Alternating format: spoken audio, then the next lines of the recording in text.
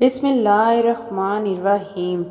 شروع اللہ کا نام لے کر جو بڑا مہربان نہایت رحم والا ہے۔ قاف ہا یا عین صاد۔ یہ تمہارے پروردگار کی مہربانی کا بیان ہے جو اس نے اپنے بندے زکریا پر کی تھی جب انہوں نے اپنے پروردگار کو دبی آواز سے پکارا اور کہا کہ اے میرے پروردگار، میری ہڈیاں بڑھاپے کے سبب کمزور ہو گئی ہیں اور سر سفید بالوں کی وجہ سے چمکنے لگا ہے، اور اے میرے پروردگار، میں تجھ سے مانگ کر کبھی محروم نہیں رہا، اور میں اپنے بعد اپنے بھائی بندوں سے ڈرتا ہوں، اور میری بیوی بانجھ ہے، پھر بھی مجھے اپنے پاس سے ایک وارث عطا فرما جو میری اور اولاد یعقوب کی میراث کا مالک ہو، اور اے میرے پروردگار، اس کو خوش اخلاق بنائی ہو۔ فرمایا، اے زکریا، ہم تم کو ایک لڑکے کی بشارت دیتے ہیں جس کا نام یحییٰ ہوگا، اس سے پہلے ہم نے اس نام کا کوئی شخص پیدا نہیں کیا۔ انہوں نے کہا کہ پروردگار، میرے ہاں کس طرح لڑکا ہوگا جبکہ میری بیوی بانجھ ہے اور میں بڑھاپے کی اس حالت کو پہنچ گیا ہوں کہ سوکھ گیا ہوں۔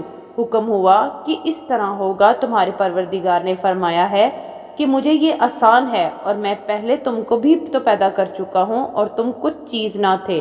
کہا کہ پروردگار، میرے لیے کوئی نشانی مقرر فرما۔ فرمایا، نشانی یہ ہے کہ تم صحیح و سالم ہوتے ہوئے 3 رات دن لوگوں سے بات نہ کر سکو گے۔ پھر وہ عبادت کے حجرے سے نکل کر اپنی قوم کے پاس آئے تو ان سے اشارے سے کہا کہ صبح و شام تسبیح کرتے رہو۔ فرمایا، اے یحییٰ، ہماری کتاب کو مضبوطی سے تھامے رہو، اور ہم نے ان کو لڑک پن ہی میں دانائی عطا فرمائی تھی اور اپنے پاس سے شفقت اور پاکیزگی دی تھی، اور وہ پرہیزگار تھے، اور وہ اپنے ماں باپ کے ساتھ نیکی کرنے والے تھے اور سرکش اور نافرمان نہیں تھے۔ اور جس دن وہ پیدا ہوئے اور جس دن وفات پائیں گے اور جس دن زندہ کر کے اٹھائے جائیں گے، ان پر سلام ہے۔ اور کتاب یعنی قرآن میں مریم کا بھی تذکرہ کرو جب وہ اپنے لوگوں سے الگ ہو کر مکان کے مشرقی حصے میں چلی گئیں، پھر انہوں نے ان کی طرف سے پردہ کر لیا تو ہم نے ان کی طرف اپنا فرشتہ بھیجا، سو وہ ان کے سامنے ایک خوبصورت مرد کی صورت میں آیا۔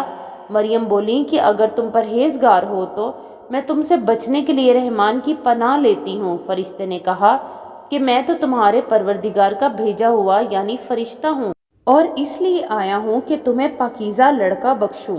مریم نے کہا کہ میرے ہاں لڑکا کیوں کر ہوگا جبکہ مجھے کسی مرد نے بطور شوہر چھوا تک نہیں، اور میں بدکار بھی نہیں ہوں۔ فرشتے نے کہا کہ یوں ہی ہوگا۔ تمہارے پروردگار نے فرمایا کہ یہ مجھے آسان ہے، اور میں اسے اسی طریق پر پیدا کروں گا تاکہ اس کو ہم لوگوں کے لیے اپنی طرف سے نشانی اور ذریعہ رحمت بنائیں، اور یہ کام مقرر ہو چکا ہے۔ چنانچہ وہ اس بچے کے ساتھ حاملہ ہو گئیں اور اسے لے کر ایک دور جگہ چلی گئیں۔ پھر درد ذہ ان کو کھجور کے تنے کی طرف لے آیا، کہنے لگیں کہ کاش میں اس سے پہلے مر چکتی اور بھولی بصری ہو گئی ہوتی۔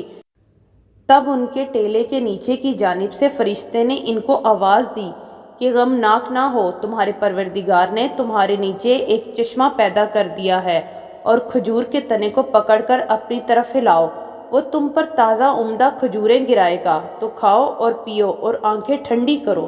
اگر تم کسی آدمی کو دیکھو تو کہنا کہ میں نے اللہ کے لیے روزے کی منت مانی، تو آج میں کسی آدمی سے ہرگز کلام نہیں کروں گی۔ پھر وہ اس بچے کو اٹھا کر اپنی برادری والوں کے پاس لے آئیں۔ وہ کہنے لگے کہ مریم، یہ تو نے برا کام کیا۔ اے ہارون کی بہن، نہ تو تیرا باپ ہی برا آدمی تھا اور نہ ہی تیری ماں ہی بدکار تھی۔ تو مریم نے اس بچے کی طرف اشارہ کیا۔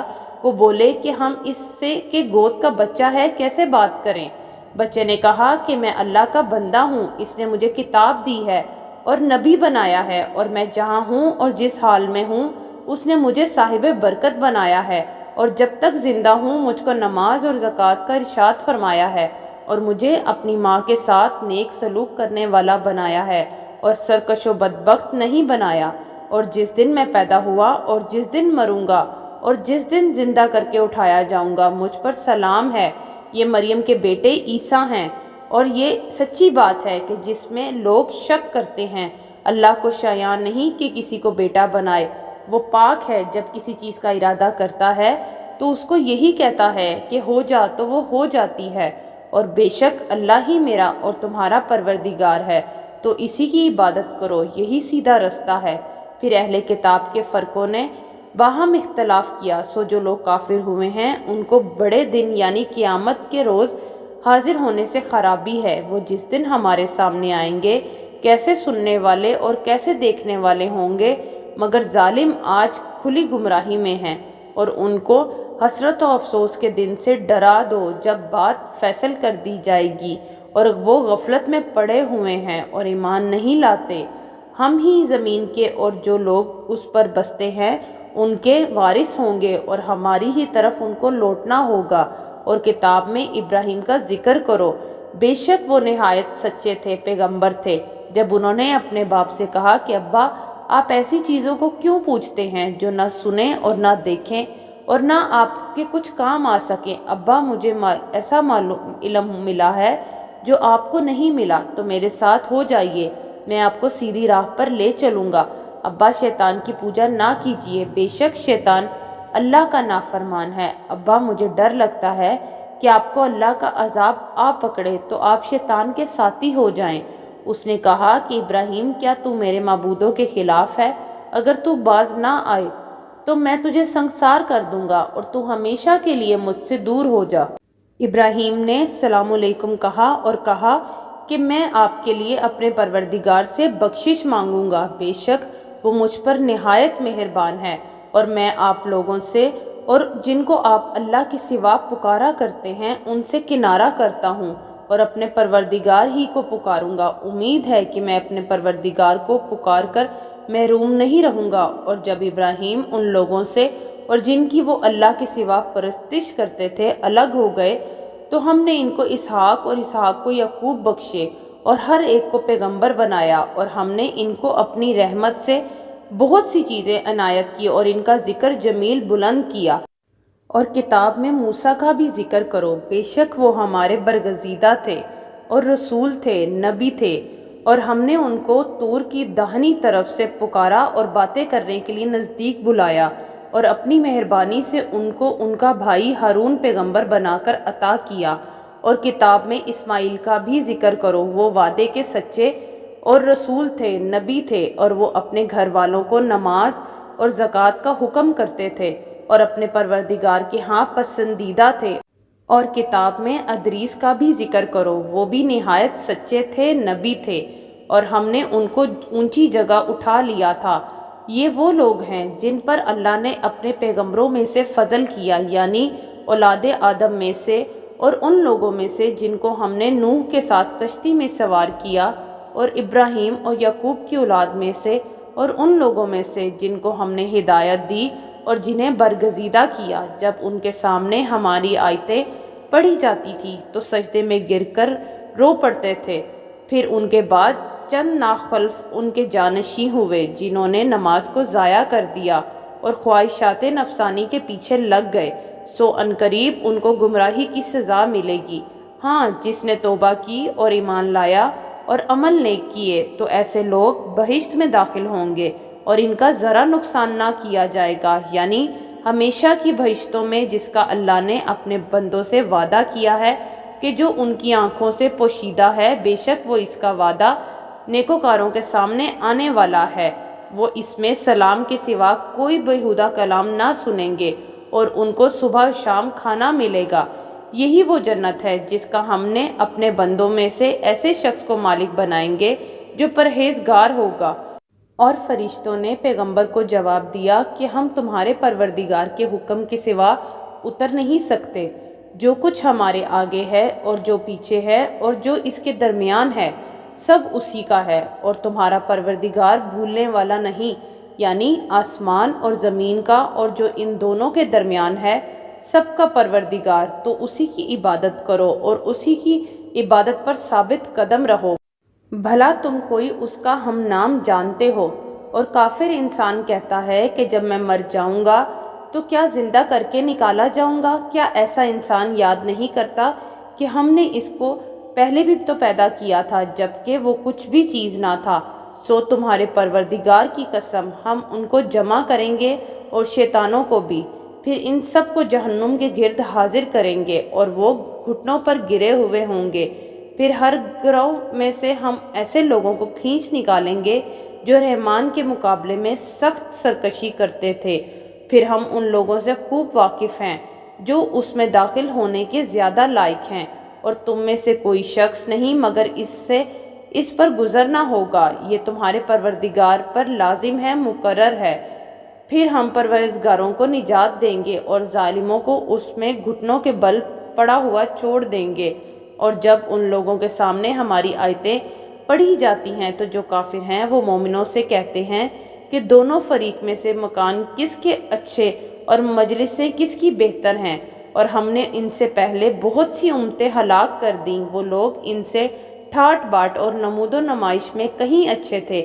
کہہ دو کہ جو شخص گمراہی میں پڑا ہو، رحمان اس کو آہستہ آہستہ مہلت دیے جاتا ہے، یہاں تک کہ جب اس چیز کو دیکھ لیں گے جس کا ان سے وعدہ کیا جاتا ہے، خواہ عذاب اور خواہ قیامت، تو اس وقت جان لیں گے کہ مکان کس کا بڑا ہے اور لشکر کس کا کمزور ہے۔ اور جو لوگ ہدایت یاب ہیں اللہ ان کو زیادہ ہدایت دیتا ہے، اور نیکیاں جو باقی رہنے والی ہیں وہ تمہارے پروردگار کے یہاں صلے کے لحاظ سے خوب اور انجام کے اعتبار سے بہتر ہیں۔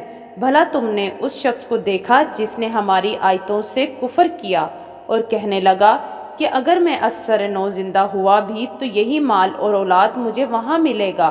کیا اس نے غیب کی خبر پا لی ہے یا اللہ کے یہاں سے عہد لے لیا ہے؟ ہرگز نہیں، یہ جو کچھ کہتا ہے ہم اس کو لکھتے جاتے اور اس کے لیے آہستہ آہستہ عذاب بڑھاتے جاتے ہیں، اور جو چیزیں یہ بتاتا ہے ان کے ہم وارث ہوں گے، اور یہ اکیلا ہمارے سامنے آئے گا۔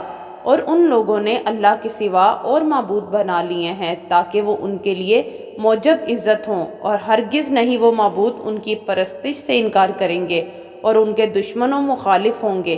کیا تم نے نہیں دیکھا کہ ہم نے شیطانوں کو کافروں پر چھوڑ رکھا ہے کہ وہ ان کو خوب اکساتے رہتے ہیں؟